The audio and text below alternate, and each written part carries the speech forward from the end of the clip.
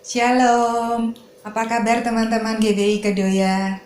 Kiranya kita semua dalam keadaan sehat dan semangat untuk beribadah online pagi ini. Yuk mari sama-sama kita awali ibadah kita dengan berdoa.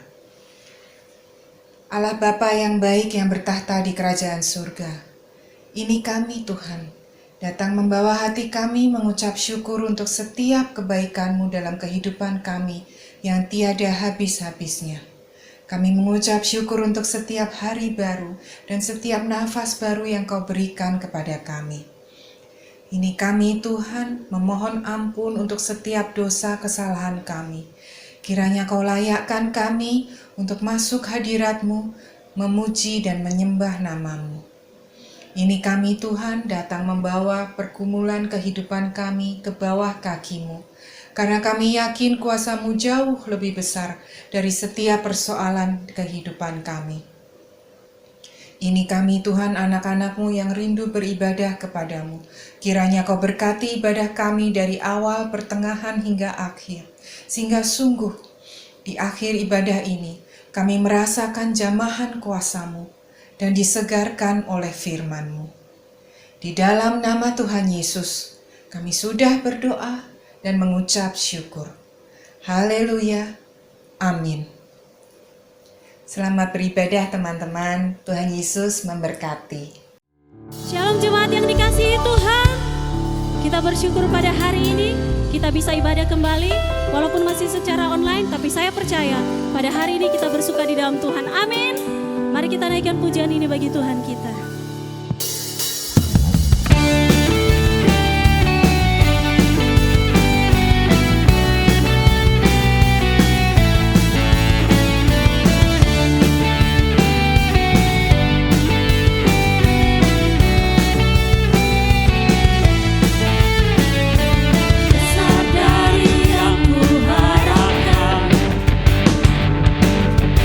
Bukti dari segala yang tak kulihat.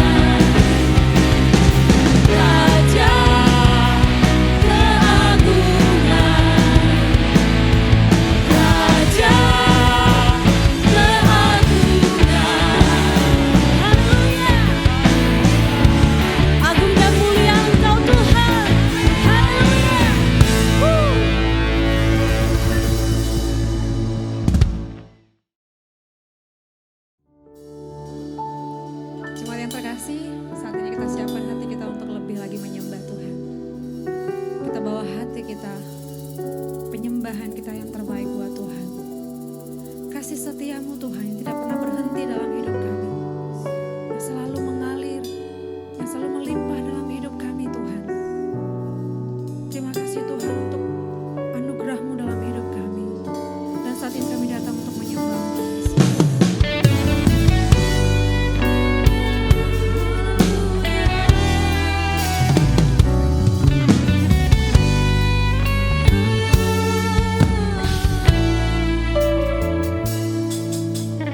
Kau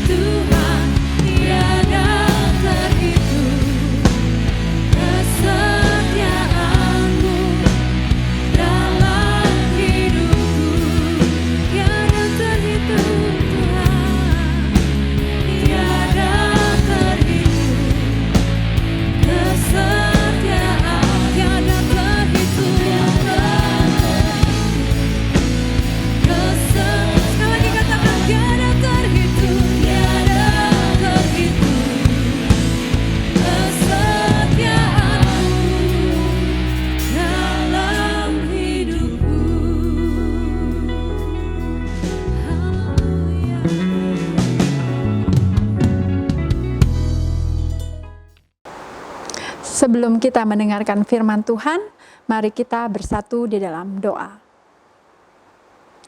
Tuhan Yesus Kristus, terima kasih atas kesempatan yang Tuhan kembali berikan bagi kami Tuhan. Pada hari ini Tuhan, kami siap untuk mendengarkan firman-Mu. Biarlah Tuhan mengurapi hamba-Mu yang akan menyampaikan kebenaran firman-Mu. Urapi kami satu persatu Tuhan yang berada di rumah Tuhan. Biarlah firman-Mu ini akan menjadi kekuatan dan pertolongan kami untuk menjalani hari-hari ke depan. Dan juga firman-Mu akan menjadi tuntunan kami sehingga kami mampu untuk memenuhi harapan-Mu ya Bapa. Terima kasih Tuhan, kami siap untuk mendengarkan firman-Mu Tuhan. Hanya di dalam nama Tuhan Yesus Kristus kami berdoa dan mengucap syukur. Haleluya. Amin. Shalom jemaat yang dikasihi Tuhan, senang sekali saya bisa menjumpai Anda dalam ibadah online pada hari ini. Saat ini saya akan menyampaikan firman dengan judul mengubah utang menjadi uang. Pertama kita harus mengerti tentang utang dan akibatnya. Tahukah saudara ada banyak masalah yang terjadi dalam kehidupan kita itu berkaitan dengan keuangan. Khususnya ketika kita berhutang kepada seseorang dan tidak bisa membayar.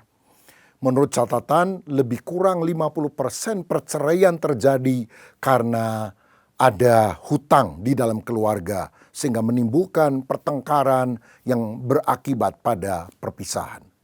Dan utang itu terjadi ketika pengeluaran kita lebih besar daripada pemasukan, lebih besar pasak daripada tiang, kata pepatah lama. Nah, dalam 2 Raja-Raja 4 ayat 1-7 ada kisah Alkitab di mana seorang nabi mati dan dia meninggalkan utang dalam keluarganya yang belum dia bisa bayar. Sehingga akibatnya 2 orang anaknya akan dirampas oleh yang memberi hutang untuk dijadikan budak. Dan tentu saja istri nabi itu menjadi ketakutan dan mengadukan hal ini kepada Nabi Elisa. Saya bacakan ya firman-Nya. Salah seorang dari istri-istri para nabi mengadukan halnya kepada Elisa sambil berseru, "Hambamu suamiku sudah mati dan engkau ini tahu bahwa hambamu itu takut akan Tuhan. Tetapi sekarang penagih hutang sudah datang untuk mengambil kedua orang anakku menjadi budaknya." Jawab Elisa kepadanya, "Apakah yang dapat kuperbuat bagimu? Beritahukanlah kepadaku apa-apa yang kau punya di rumah." Berkatalah perempuan itu, "Hambamu ini tidak punya sesuatu apapun di rumah kecuali sebuah buli-buli berisi minyak." Lalu berkatalah Elisa, "Pergilah, mintalah bejana-bejana dari luar daripada segala tetanggamu, bejana-bejana kosong, tetapi jangan terlalu sedikit. Kemudian masuklah, tutuplah pintu sesudah engkau dan anak-anakmu masuk, lalu tuangkanlah minyak itu ke dalam segala bejana, mana yang penuh angkatlah." Pergilah perempuan itu, daripadanya ditutupnyalah pintu sesudah ia dan anak-anaknya masuk. Dan anak-anaknya mendekatkan bejana-bejana kepadanya, sedang ia terus menuang. Ketika bejana-bejana itu sudah penuh, berkatalah perempuan itu kepada anaknya, "Dekatkanlah kepadaku sebuah bejana lagi." Tetapi jawabnya kepada ibunya, "Tidak ada lagi bejana." Lalu berhentilah minyak itu mengalir. Kemudian pergilah perempuan itu memberitahukannya kepada abdi Allah, dan orang ini berkata, "Pergilah, jualah minyak itu, bayarlah hutangmu, dan hiduplah dari lebihnya, engkau serta anak-anakmu." Jadi ini kisah menarik bagaimana Tuhan bisa mengintervensi kehidupan kita dan memberikan solusi sehingga kita bisa bebas dari hutang. Sebab kita juga harus mengerti bahwa hutang itu mengakibatkan sesuatu yang buruk dalam kehidupan kita. Misalnya orang yang berhutang itu bisa stres, ngalamin tekanan dalam jiwanya, pikirannya terus tertekan. Keluarga bisa cekcok gara-gara hutang yang tak terbayar. Lalu tubuh menjadi sakit-sakitan. Kesaksian hidup dan pelayanan kita juga bisa berantakan karena kita tidak bisa bertanggung jawab dalam masalah finansial. Nah, apa sih penyebab utang itu? Saya akan sebutkan beberapa penyebab utang. Pertama, gaya hidup mewah. Dalam Amsal 21 ayat 17 dikatakan, orang yang suka bersenang-senang akan berkekurangan. Orang yang gemar kepada minyak dan anggur tidak akan menjadi kaya. Ini soal lifestyle, gaya hidup. Saya percaya Tuhan bisa mencukupkan kebutuhan hidup saudara. Tetapi soal gaya hidup, nah itu tergantung saudara.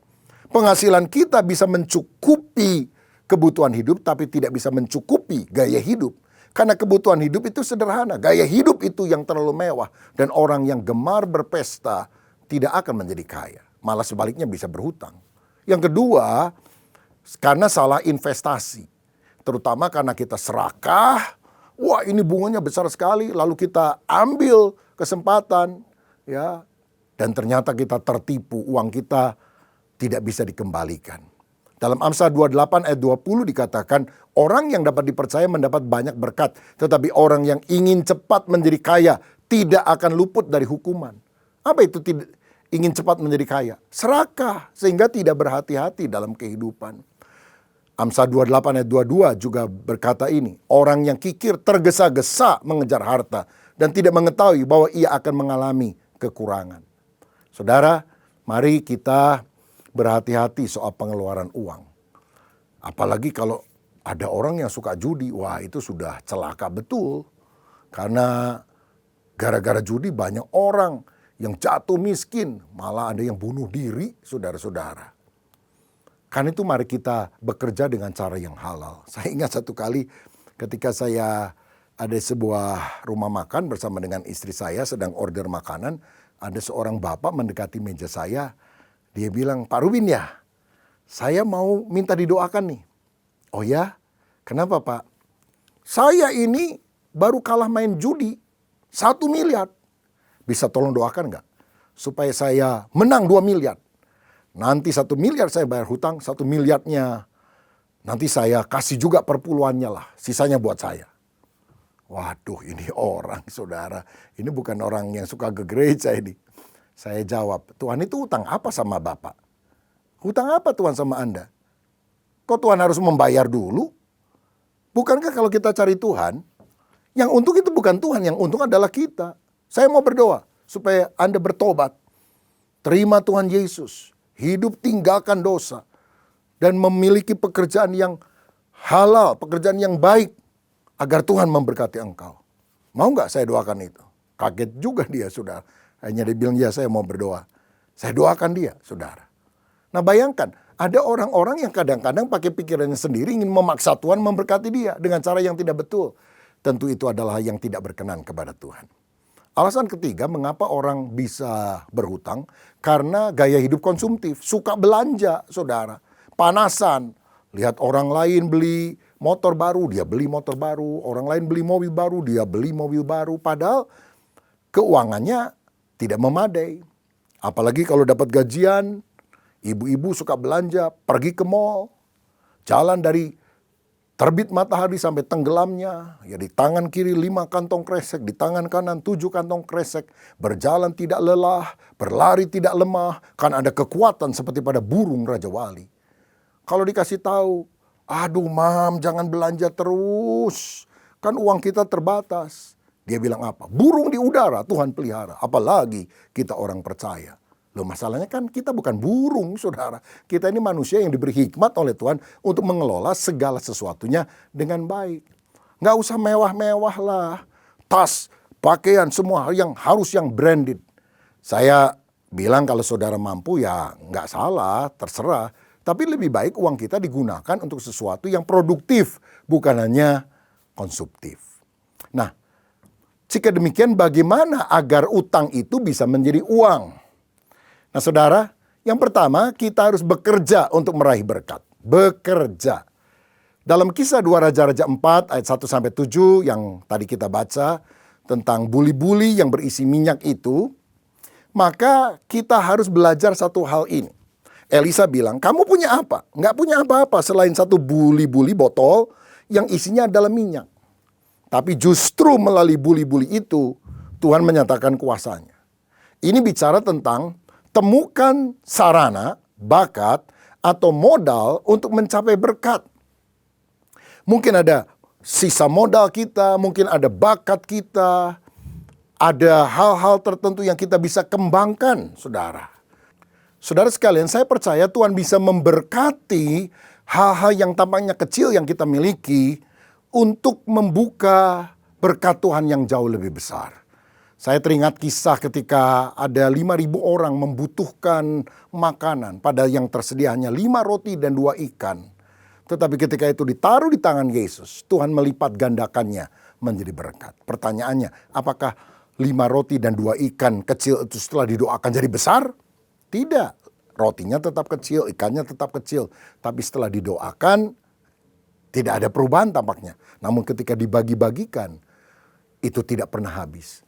Buli-buli itu kecil, tapi ketika dituangkan tidak pernah habis-habis. Saudara, jadi temukan sarana, bakat, modal untuk mengembangkan berkat Tuhan lebih jauh dalam kehidupan kita. Tuhan akan melakukan bagiannya, tapi kita juga harus mengerjakan bagian kita. Agustinus pernah berkata, berdoalah seakan-akan segala-galanya bergantung kepada Allah. Tapi bekerjalah seakan-akan segala-galanya bergantung kepada Anda. Karena Tuhan telah memberikan kemampuan kepada kita, maka kita harus bekerja dengan rajin. Saya teringat satu kali ada jemaat yang saya kunjungi karena suaminya baru di PHK dari pekerjaannya. Dan mereka bingung tentang apa yang harus mereka lakukan. Lalu saya ngobrol, saya tanya ada bakat, karunia, talenta. Aduh apa ya? Ya istri saya memang kadang-kadang suka bikin kue. Tapi itu biasanya ya untuk makanan kami tidak pernah dijual. Coba kembangkan. Titip ke beberapa toko roti, anggota jemaat kita. Dan siapa tahu itu bisa berkembang dengan lebih baik. Dan ketika dia melakukan bagiannya, maka akibatnya saudara, hasilnya itu bisa mencukupi seluruh kebutuhan keluarga yang ada. Nah, usaha yang kecil ketika ditekuni bisa menjadi berkat yang besar. Karena itu, mari kita belajar untuk bekerja, melakukan bagian kita. Tapi pekerjaan itu ada yang sifatnya work hard, kerja keras, tapi juga work smart. Jadi kita harus bekerja dengan rajin. Tuhan berkata kepada orang malas, "Hei, lihat semut, berlakulah bijak. Lihat semut aja rajinnya luar biasa, masa kalian tidak rajin?" Ya, barang siapa tidak bekerja, janganlah dia makan, kata Rasul Paulus.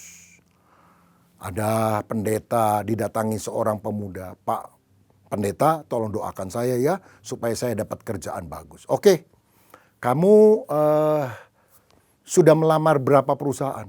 "Oh, perlu melamar Pak ya?" "Lu iya dong, masa cuma didoakan saja nggak perlu melamar?" "Oh ya, cara melamarnya gimana Pak?" "Lu lihat Google atau tanya teman, masa tanya pendeta?" "Oh iya Pak, cukup 1 Pak." "Loh kalau bisa 10. Saudara, kadang-kadang ada orang terlalu naif, dipikirnya kalau doa pendeta pasti tokcer. Dia tidak melakukan bagiannya. Tentu ini tidak bisa ada dalam kehidupan kita. Kita harus benar-benar melakukan bagian yang terbaik. Ya. Ada karyawan, saudara sekalian, yang nggak naik-naik pangkatnya, bahkan akhirnya dipecat karena dia punya penyakit. Penyakit pertama namanya kudis, kurang disiplin. Yang kedua, asma, asal mengisi absen. Yang ketiga, TBC, tidak bisa komputer. Dan kalau orang tidak mengembangkan diri, bagaimana dia bisa sukses? Ada orang lain kalau masuk kantor itu lakukan jurus 5 ngo. Pertama ngoran, bukan kerja baca koran. Yang kedua ngopi. Yang ketiga ngobrol sama orang lain. Yang keempat ngocok kartu sama temennya. Dan yang kelima ngorok. Lah ya orang gini gimana bisa diberkati Tuhan? Kita harus bekerja dengan rajin, ulet. Karena itulah pangkal daripada kesuksesan dalam hidup kita. Tapi selain bekerja dengan rajin, work hard, kerja keras, kita juga harus bekerja dengan hikmat, work smart. Pengkhotbah 10 ayat 10, jika besi menjadi tumpul dan tidak diasah, maka orang harus memperbesar tenaga. Tetapi yang terpenting untuk berhasil adalah hikmat. Saudara, dalam bekerja kita perlu minta hikmat Tuhan. Work smart. Karena dengan demikian ada terobosan-terobosan, ada ide-ide baru, ada inovasi-inovasi yang kita bisa miliki. Dan itu akan membawa berkah yang luar biasa. Yakobus 1 ayat 5 berkata, tetapi apabila di antara kamu ada yang kekurangan hikmat, hendaklah ia memintakannya kepada Allah yang memberikan kepada semua orang dengan murah hati dan dengan tidak membangkit-bangkit, maka hal itu akan diberikan kepadanya. Work hard tapi juga work smart. Saya pernah dengar satu perusahaan yang jual sabun batangan. Ada komplain dari para pembeli karena kadang-kadang di antara tumpukan sabun batangan yang telah dipak dengan dus kecil itu, ketika dibuka ada yang kosong. Kebanyakan memang ada isinya, tapi ada yang kosong juga. Lalu setelah diselidiki, saudara sekalian, ternyata ini alatnya sudah tua. Jadi alat ini alat otomatis ya. Jadi seperti ban berjalan. Jadi kalau kotak itu jalan, lalu ada sabun batangan yang turun dengan besi di atas. Ceklek, ceklek, ceklek, ceklek. Tapi kadang-kadang ketika 1-2 kotak lewat, ininya agak telat. Jadi sudah ditutup kotaknya itu tapi dalamnya tidak ada isi. Nah, dan acak polanya tidak tahu kotak keberapa yang isi, kotak keberapa yang kosong. Lalu bos panggil manajer produksi, marketing dan sebagainya. Apa ada ide? Lalu yang bagian produksi bilang, "Pak, alat kita memang sudah tua, agak aus, jadi mesti diganti dengan yang baru." Oke, berapa harganya? Yang bagus 5 miliar, Pak. Ada yang lebih murah, ya tapi itu juga 3 miliar. Hah? Sampai miliar-miliar jualan sabun, kapan untungnya? Saudara, tiba-tiba lagi ngomong begitu, ada office boy masuk, bawa minuman untuk para peserta rapat. Lalu tiba-tiba dia mendekat kepada bos itu, dia bilang, "Maaf bos ya, saya bukan ikut campur. Tapi kalau bos percaya sama saya, kasih saya uang 100.000, masalahnya beres." Loh, maksud kamu gimana? "Saya nanti akan beli kipas angin. Dan saya akan taruh di ban berjalan itu, saya semprot high, yang paling kenceng. Dan kalau ada kotak yang kosong isinya, kan pasti ringan, pasti terbang dia. Kalau yang ada isinya pasti berat, nggak akan terbang. Nah semua yang terbang aja ambilin, masukin aja pakai tangan. Kan nggak usah miliar-miliar. Alat ini juga masih bagus, bisa digunakan." Dia bilang, "Wah, pinter sekali kamu." Dan dia bilang, "Hai office boy, mulai hari ini kau kuangkat jadi manajer. Dan kau manajer, mulai hari ini kau kuturunkan jadi office boy," katanya. Saudara-saudara, Tuhan ingin kita menjadi orang berhasil. Tapi harus ada work hard, kerja keras. Dan juga work smart. Bekerja untuk memperoleh berkat. Tetapi yang kedua, untuk mengubah utang menjadi uang, kita juga harus mengelola uang dengan benar. 1 Petrus 4 ayat 10 berkata, "Layanilah seorang akan yang lain sesuai dengan karunia yang telah diperoleh tiap-tiap orang sebagai pengurus yang baik dari kasih karunia Allah." Kita ini adalah orang yang dipercaya untuk mengurus segala milik Tuhan. Artinya Allah itu owner, pemilik, kita hanyalah manajer, pengelola. Ayo kita mengelola harta yang Tuhan percayakan dengan baik. Untuk itu hindari gaya hidup boros. Buat dulu daftar belanja ya, supaya tidak terdorong oleh emosi sesaat kita beli padahal tidak berguna. Bijaksana gunakan kredit card supaya saudara tidak kewalahan untuk membayarnya. Kita juga harus belajar mencukupkan diri dengan berkat Tuhan yang ada. Ya, kalau jalan-jalan di mall, biarlah kita puas hanya lihat-lihat saja sama olahraga di mall begitu saudara sekalian. Nggak usah belanja-belanja terus. Apalagi kalau kita punya kredit card. Waduh, tapi kita pakai terus. Lalu kita doa waktu kita gesek atau kita bayar. Dengan iman bagi Tuhan tidak ada yang mustahil. Wah, bahaya ini saudara.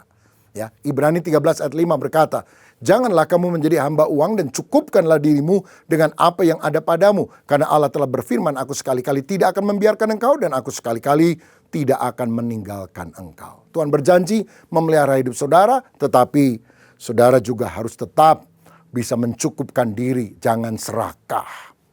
Nah, di dalam Lukas 3 ayat 14, ada prajurit yang bertanya kepada Yohanes Pembaptis, "Dan kami, apakah yang harus kami perbuat?" Kan Yohanes itu khotbahnya tentang pertobatan. Lalu prajurit bilang, "Kalau kami bertobat, apa yang kami harus lakukan?" Yohanes bilang, "Jangan merampas dan jangan memeras dan cukupkanlah dirimu dengan gajimu." Jadi bertobat artinya cukupkan dirimu dengan gajimu. Kalau gaji saudara 5 juta, jangan pengeluaranmu 10 juta. Gaji saudara 10 juta, jangan pengeluaranmu 20 juta. Kalau penghasilan 10 juta, pengeluaran 8 juta, yang 2 jutanya ditabung, diinvestasikan. Nah itu baru bagus, baru bertobat. Saudara-saudara, dan yang terakhir, milikilah hati yang berkemurahan. Inilah cara supaya utang berubah menjadi uang. Amsal 11 ayat 24-25, ada yang menyebar harta tetapi bertambah kaya, ada yang menghemat secara luar biasa namun selalu berkekurangan. Siapa banyak memberi berkat, diberi kelimpahan. Siapa memberi minum, ia sendiri akan diberi minum. Guru TK ngajarin kita, hemat pangkal kaya. Tapi kata Alkitab, ada orang hematnya luar biasa, kekurangan. Tapi ada orang yang menabur berkat, diberi kelimpahan oleh Tuhan. Saudara mau taati firman atau taati guru TK? Mari kita belajar menabur, sehingga Tuhan percayakan perkara yang lebih besar dari perbendaraannya untuk kita salurkan kepada orang lain. Milikilah jiwa yang limpah, karena itulah kunci diberkati oleh Tuhan. Berapa tahun lalu, Warren Buffett, salah satu pialang saham di dunia, orang urutan kesekian terkaya di dunia, biasanya yang paling top itu adalah Bill Gates.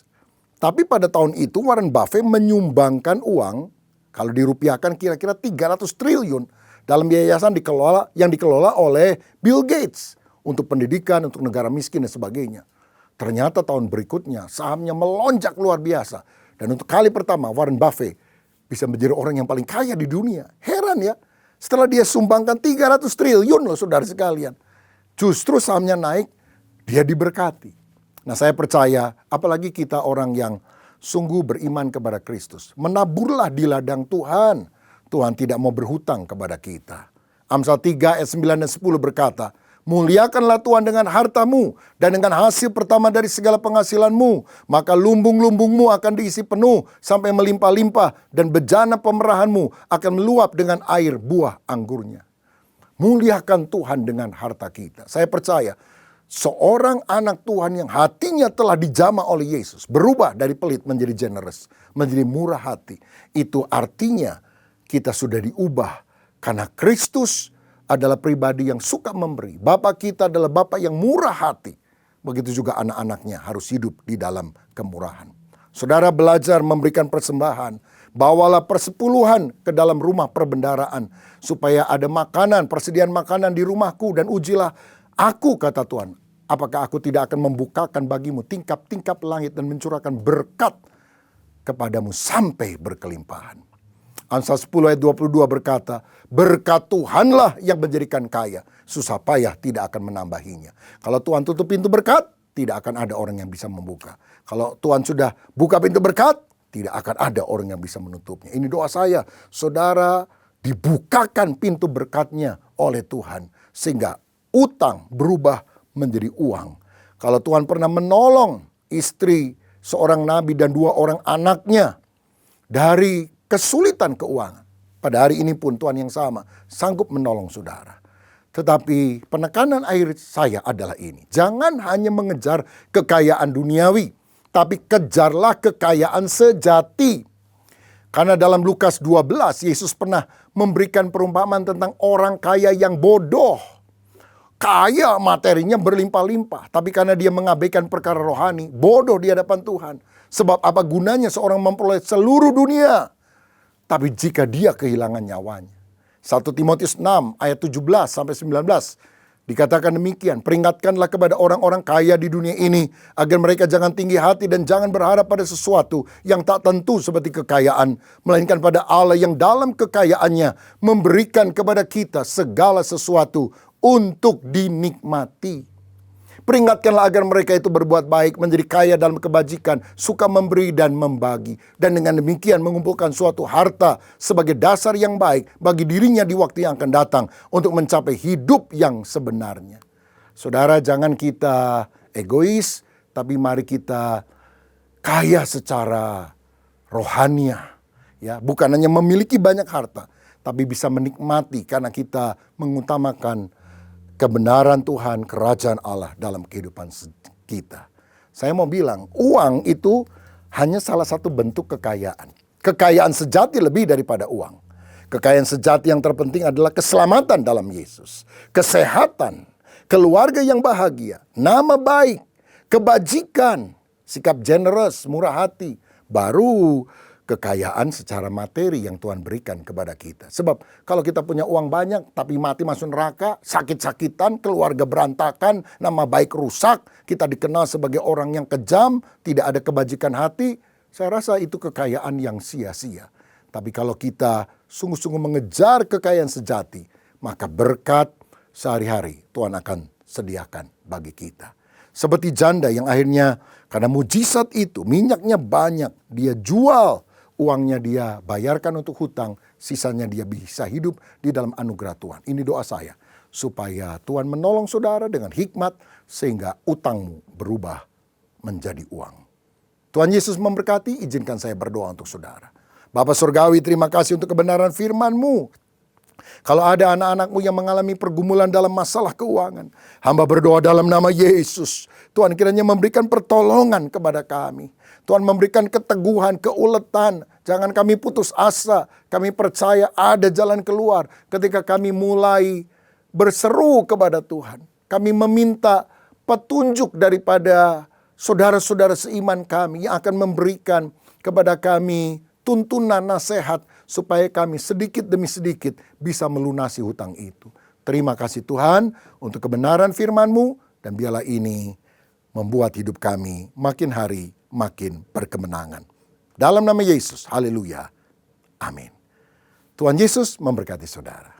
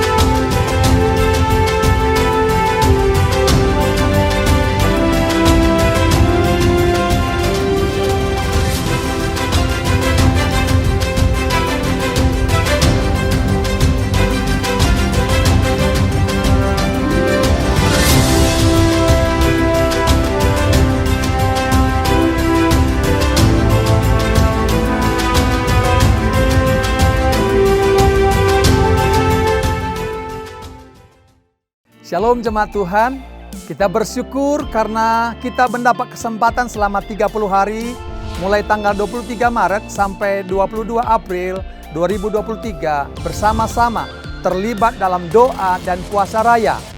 Ada 4 jenis puasa yang akan kita lakukan. Pertama, puasa 1 hari, tidak makan dan tidak minum. Saudara bisa melakukannya dari pukul 19 sore hari sampai dengan keesokan hari pukul 18. Yang kedua, puasa setengah hari, tidak makan dan tidak minum. Saudara dapat melakukannya dari pukul 16 sampai dengan pukul 13 keesokan hari. Yang ketiga, puasa 1 hari, tidak makan tetapi minum air putih secukupnya. Saudara dapat melakukannya dari pukul 19 sampai dengan pukul 18 keesokan harinya. Yang keempat, puasa terbatas, berpantang terhadap makanan tertentu, makanan enak. Ini kita dapat lakukan sepanjang 30 hari sepenuh waktu. Mari bergabung dalam gerakan doa puasa raya ini. Tuhan Yesus memberkati. Shalom.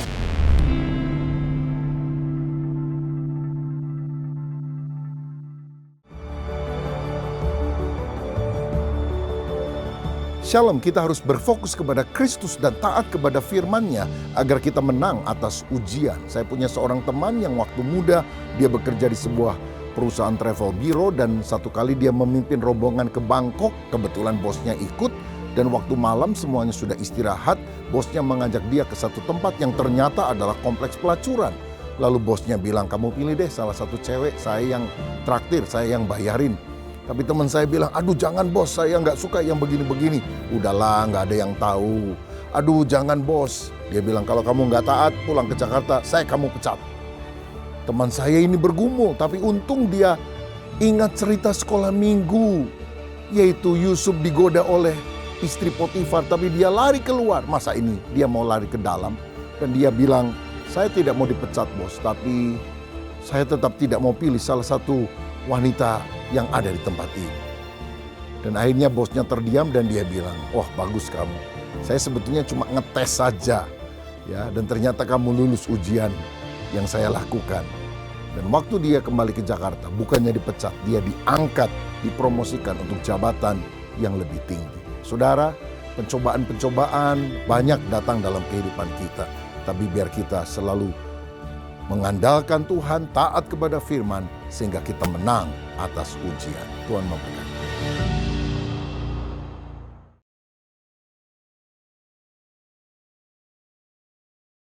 Setelah mendengarkan firman Tuhan yang dibawakan oleh hamba-Nya, semoga saudara sekalian mendapatkan rema yang berguna bagi saudara-saudari sekalian.